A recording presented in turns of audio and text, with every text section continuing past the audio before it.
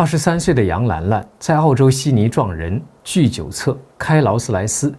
这起看似富家女肇事的案件，如今已经发酵成一场撼动中共权贵圈的政治地震。英国《每日邮报》10月4号的长篇报道，直接点明这位天龙女的真实身份，并曝光她在悉尼极度奢靡的生活细节：一年花超过100万澳元在 Chanel、Hermes 包下整家名牌店，只为自己一人服务。狗戴 LV 项圈，睡爱马仕毛毯，车库里停着2辆劳斯莱斯，这不是炫富，而是权力的炫耀。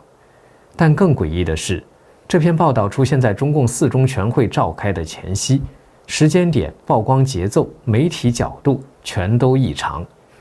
就在外媒揭露天龙女的同一天，北京政坛也传出重磅消息：习近平可能在4中全会上让出军委主席，而他的心腹蔡奇又被英国《卫报》点名牵涉一宗跨国间谍案。一边是红色权贵在海外挥霍，一边是中南海高层陷入权力危机。这不是巧合，这是放风，是警告，是有人在撕开中共权力的幕布。杨兰兰或许只是引爆整场权力风暴的一根导火线。观众朋友好，这里是大时局，我是袁成。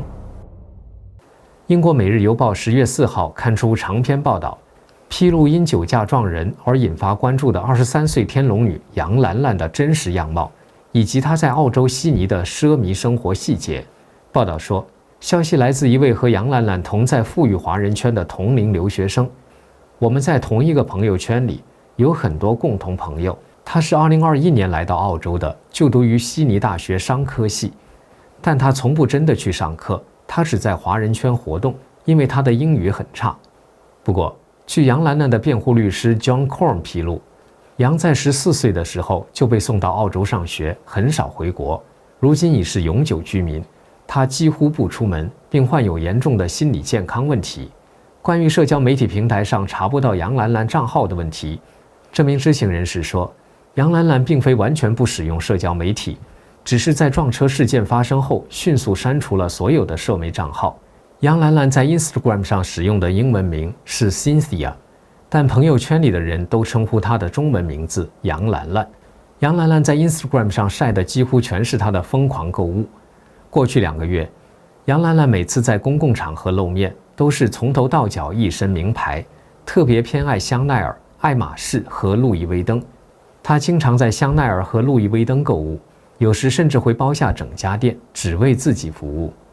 去年圣诞节前，香奈儿在悉尼歌剧院举办了一场极为低调的私人活动——芭蕾舞剧《胡桃夹子》的非公开演出。演出结束后，香奈儿在歌剧院内的 Benelong 餐厅设宴招待嘉宾，整场活动仅限受邀的 VVIP 客户和少数名流出席，气氛私密而奢华。当晚的嘉宾名单上，除了好莱坞明星 Liam Hemsworth 和他的伴侣 Galibia Brooks， 还有澳洲演员 Layla George 和 Phoebe Tonkin， 以及年仅23岁的杨兰兰。知情人透露，杨兰兰之所以能受邀参加这场 Chanel 在悉尼歌剧院举办的胡桃夹子私人演出和宴会，是因为她在品牌的年度消费额极高。Chanel 每年会在悉尼为 VVIP 客户举办私人晚宴，她就是受邀者之一。一般来说，成为 Chanel 的 VVIP 每年消费需要超过100万澳元。每日邮报报道指出，10月1号，杨兰兰前往 Rose Bay 警局报到时，穿着一件价值1.6万澳元的紫色 Chanel 马甲。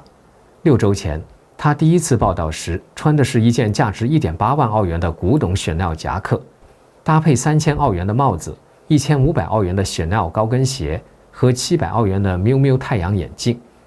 她对名牌的热爱甚至延伸到宠物，她的柴犬旺仔佩戴价值990澳元的 Celine 项圈，还有路易威登枕头和爱马仕毛毯。熟人笑着说，那只狗拥有的名牌可能比我还多，他的生活比任何司机都好。Instagram 上还有一场杨兰兰在悉尼顶级餐厅用餐的照片，她每天都吃高档餐厅的饭。杨兰兰的账号曾经推荐悉尼多家高端餐厅，包括 Piermont 的意大利餐厅 Lumi Dining、 市中心韩式餐厅 Alta， 以及皇冠酒店内的日本怀石料理 Yoshi's Omakase。这3家餐厅都在2025年 Good Food Guide 中获得2顶厨师帽评级。其中，在 Yoshi's Omakase 只有10个座位，通常要排队2年，最低消费380澳元。但这些对杨兰兰来说根本不是问题。杨的账号中曾经晒出她在此用餐的照片，桌上还摆着一瓶价值1000澳元的康培里浓香槟。不过，在所有的这些社媒贴文中，杨兰兰都非常注意，尽量不使自己的脸露出来，但还有偶尔有露真容的照片。报道还指出，杨兰兰目前住在悉尼东部沃森湾的豪华顶层公寓，车库里停着2辆劳斯莱斯，一辆蓝色 Cullinan 和一辆白色 Ghost 的敞篷车，总价值超过230万澳元。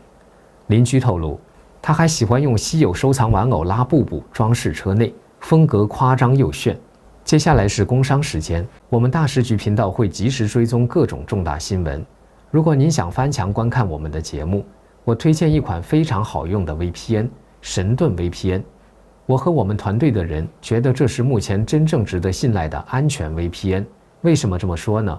很多人可能都在用 VPN， 但是传统 VPN 存在一个问题，它只用一台服务器，资料经过加密传到 VPN 的服务器，然后由同一台服务器发送出去。也就是说，它不但知道你的来源 IP， 也知道你连去哪里。这意味着，只要那台服务器有风险，你的整条路径就会被看得一清二楚。而神盾 VPN 采用的是独家技术，双节点 P2P 加密架构，资料会经过2台服务器转送。第一台只知道你的来源 IP， 第2台只知道你要连的目的地。2台之间端对端加密，任何单一节点都无法还原整条通讯路径，连神盾自己都无法追踪你在网络上的行踪。除了安全，神盾 VPN 的速度和稳定性表现也很出色。神盾 VPN 可以在全球服务器自动切换，随时连最近最快节点，而且一个账号可以在手机、电脑、平板可以全家分享。现在购买2年方案享65折优惠，输入我们节目的专属优惠码大时局，再打9折，30天内不满意全额退款，无风险适用。赶紧点击节目下方描述栏的购买链接购买。好，我们接着说杨兰兰。杨兰兰是在7月26号在悉尼东部富人区罗斯湾逆向行驶，迎头撞上一辆由电台主持人凯尔·桑德兰兹的司机乔治·普拉萨拉斯所驾驶的奔驰商务箱型车。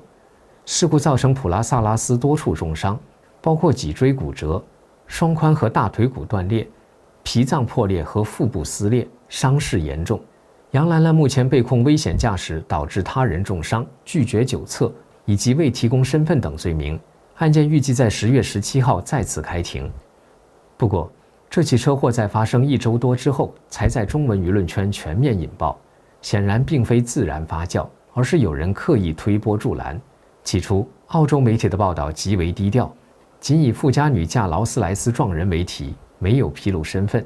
但几天后，社交平台上突然出现杨兰兰的名字和现场影片，并被大量转发。从微博、抖音到海外华人论坛，讨论焦点迅速升温。有人挖她的学历，有人查她的豪车和房产，也有人怀疑她背后有极高层背景。如今，在中共4中全会召开前夕，海外媒体又突然集中曝光杨兰兰的真容和奢华生活细节，时机之巧合再度引发外界联想。有观察人士认为，这起事件之所以在这个节点被海外媒体集中报道，恐怕不只是因为富二代撞车的戏剧性，更可能与中共内部权斗、权贵家族资金外流等问题有关。先在民间引爆舆论，再由外媒跟进曝光细节，这样的信息节奏被视为是中共高层内部博弈的一种讯号释放方式。在中共4中全会前的高压气氛下，任何涉及权贵家族的事件都可能成为政治角力的延伸，而杨兰兰这位神秘富豪女的突然曝光，显然是有人在放风，有人在警告。就在同一时间，北京政坛正传出习近平可能在4中全会让出军委主席的传闻，军队整肃和高层重洗权力版图的传闻也再次卷土重来。在舆论焦点从杨兰兰的奢靡生活转向中共政治高层的同时，一则来自中共军方人士的爆料再次震动外界。曾任中共海军中校参谋、现旅居美国的姚成10月4号在视频中爆料说，中共20届四中全会将成为习近平执政以来的转折点，他可能被迫辞去中共军委主席职务，结束长达13年的党政军一把抓时代。姚成指出，近月来军队内部大清洗，包括火箭军、武警、后勤保障部、政治工作部等系统高层接连落马，实际上标志着习近平已经失去对军方的控制权。他强调，过去中央军委文件都由军委办公厅发文，但近期的文件中已不再出现这个机构的署名，说明军委办公室主任的位置已经空缺，整个军委体系形同瘫痪。他进一步分析，这次中共四中全会的焦点不是经济议题，而是围绕习近平下不下来的权力斗争。姚成认为，习近平本人希望保留总书记和国家主席头衔，但由于军方普遍反感，他很可能不得不放弃军委主席职务。姚成说，他没有军权了，他玩不起来，他想保但保不住。姚成还指出，这场博弈的核心是中共中央内部习家军和军方实权派的对抗。现任军委副主席张又侠被视为军中代表人物，他和反习派以及部分中共元老达成共识，允许习近平体面辞职，以避免军队进一步失控。姚成推测，中共四中全会后，中共将进入2年的过渡期，反习派将借机清除习的政治盟友，比如中共办主任蔡奇、中共公安部长王小洪等人，为2027年21大的人事重组铺路。姚成的爆料并非空穴来风，时评人杜正也在上报撰文指出，中共四中全会前夕，中共高层异常频繁的人事震荡显示内斗加剧。据杜正梳理，中共20大产生的中央委员和候补委员中，已有至少46人出事，远超过习近平第一任期的所谓反腐高峰。其中，已被官宣落马的中央委员共有13人，包括中共前国防部长李尚福、火箭军司令李玉超、农业部长唐仁健、外交部长秦刚、军委政治工作部主任苗华、山西省长金湘军、广西主席蓝天利、内蒙古主席王丽霞、证监会前主席易会满等。此外，工信部部长金壮龙、武警司令王春宁、军委后勤保障部长张林也已被免去中共全国人大代表的职务，显示问题严重。还有多名候补中央委员和省级高官长期失踪或去向不明，包括火箭军参谋长孙金明、上海市委常委朱之松、云南省委常委李石松、青海省委常委杨发森等。这些人几乎全是习近平亲自提拔、亲自审核的干部。如今他们集体出事，无论是被迫下台还是遭清算，都等于在政治上反噬习本人。杜正说，中共18大时他打江派，中共20大后倒下的全是他自己人，这是他政治生涯最大的讽刺。这场大清洗显示，中共内部的权力斗争正在进入深水区。中共四中全会如果真的出现军权转移，将不仅是一次例行会议，而可能是中共政权进入中场的前奏。而在这场权力角力的边缘，习近平最倚重的心腹，中央办公厅主任兼国安委副主席蔡奇，近日又被爆出卷入一场跨国间谍风波，令本就动荡的政治局势更添变数。据英国《卫报》报道，一宗原本被撤销的英国间谍案牵出中共高层人物蔡奇。根据英国皇家检察院早前的指控，2名英国研究人员克里斯托弗·贝里和克里斯托弗·卡什曾经在2021年到2023年间为中共提供34份涉政治敏感的内部报告，而这些情报的最终接收人被指正是蔡奇本人。消息一出，立即引起英国政坛震动，多名国会议员批评检方9月中以证据不足为由撤案，并要求重新说明。下议院议长林赛·霍伊尔更是罕见地表示极度不满，考虑发起私人起诉。英国媒体援引内部文件指出，检方早前曾经明确认定蔡奇是最终收件人，但后续似乎出现政治压力，导致案件突然降温。英国学界有人辩解说，蔡奇级别太高，不可能直接和外国研究员接触。但评论人士指出，蔡奇身为中共中央国家安全委员会副主席，是习近平在情报系统的第一代理人，他不需要直接接触情报来源，所有资讯都可层层上报到他的手中。其实，这起案件暴露了西方对中共情报体系的误判。蔡奇其实就是中共的情报总管，英方如果以为他会亲自出面接头，那是不了解中共的运作方式。情报确实是往上传的，只是到了蔡奇手中。外界普遍怀疑，案件撤销背后有中共官方的外交施压。卫报报道说，检方原本计划公开更多的证据，但在外交部干预后临时叫停。中共驻英国使馆则回应说，这起案件是完全捏造的恶意诽谤。